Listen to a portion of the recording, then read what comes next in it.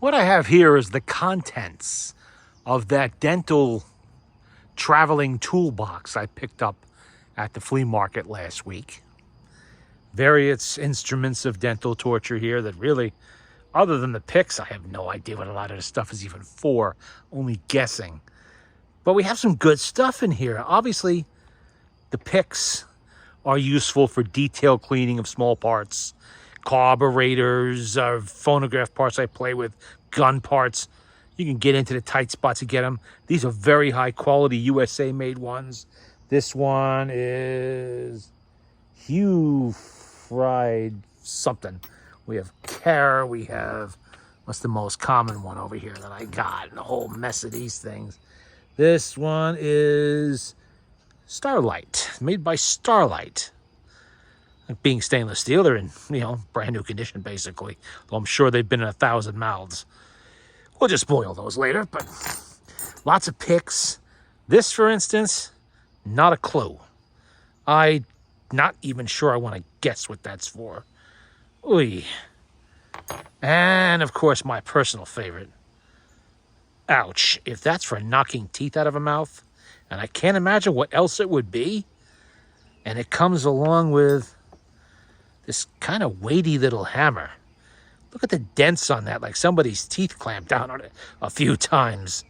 That says Overture on it. I'm not sure what that means, but yow. Well, it's in good shape, and for the most part. There were some Starrett tools in here, various measuring devices. This is a Starrett automatic center punch. The Starrett Tool Company made all kinds of measuring devices, micrometers, that sort of thing, tape, measuring sticks, these, lots and lots of stuff. And looks like it really hasn't been used much. That little bit of surface rust. Carmine off there does work.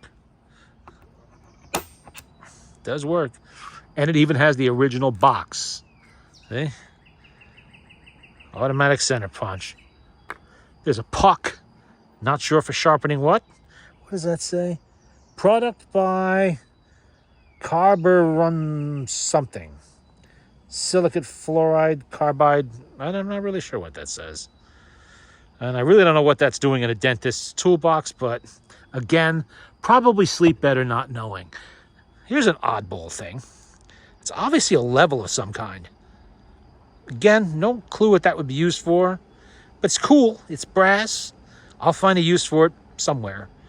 Doing something. We're not wasting anything here. The box itself, by the way, is being repaired. I have it clamped and glued right now, so I took the tools out, and there's another big pile of things like the little grinding discs and stuff like that. And I think some of the bits that go in this. This is, let's see, a really cool looking thing.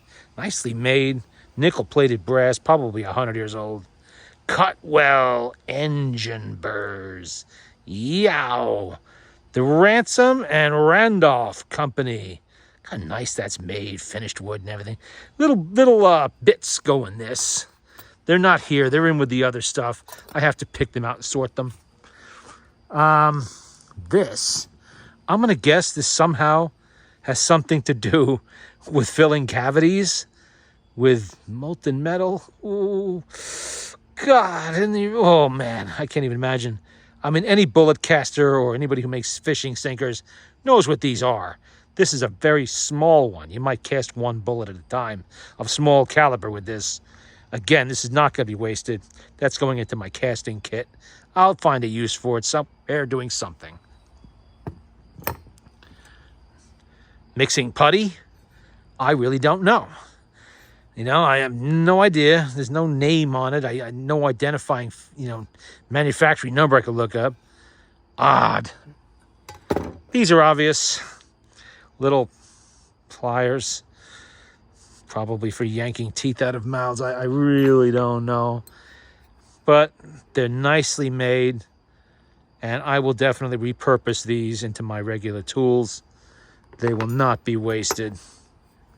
This is kind of an odd one. 3 different measurements on it. 3, 2, 1.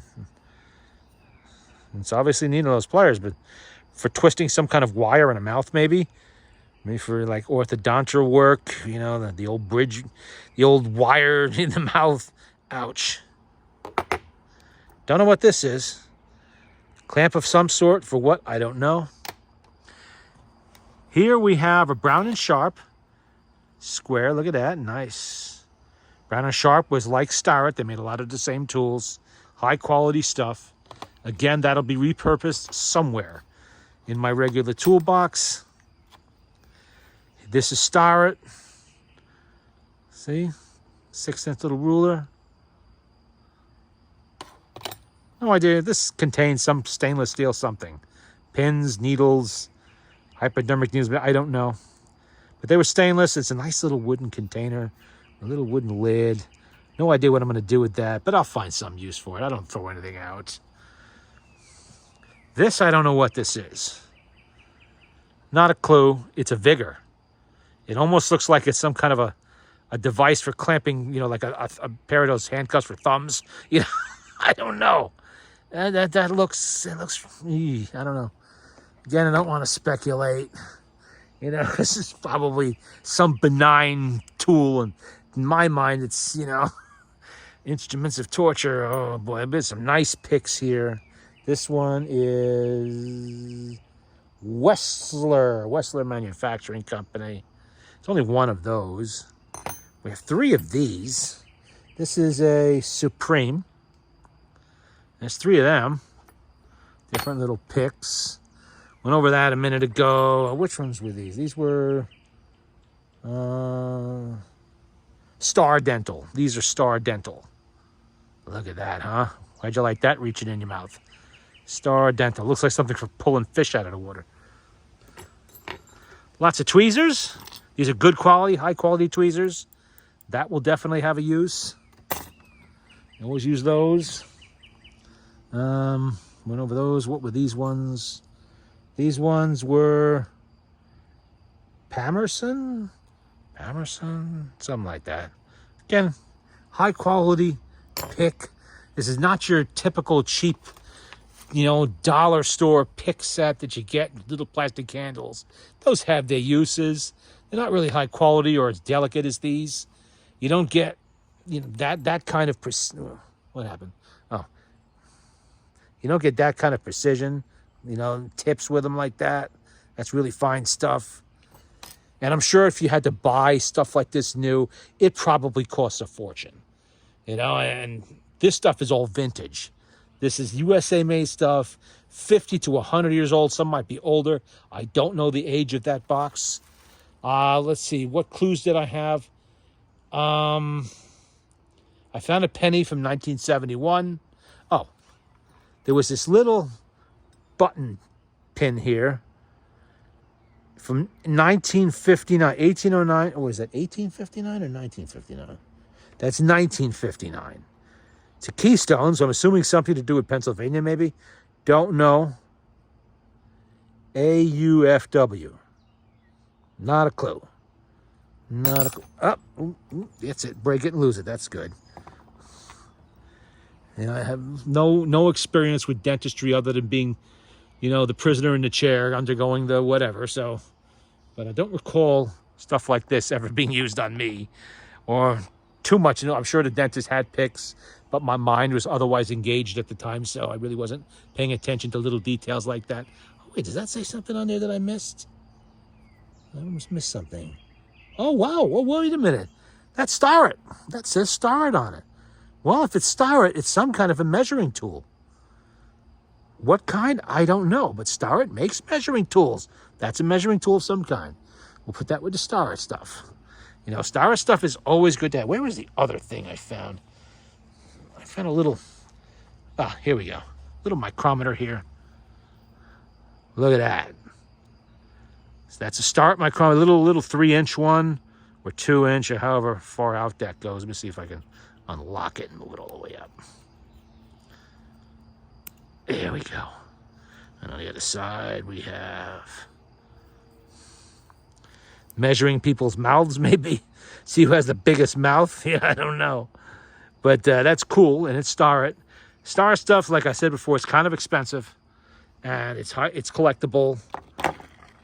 You'll always repurpose that stuff for something if you're not using it for its intended purpose.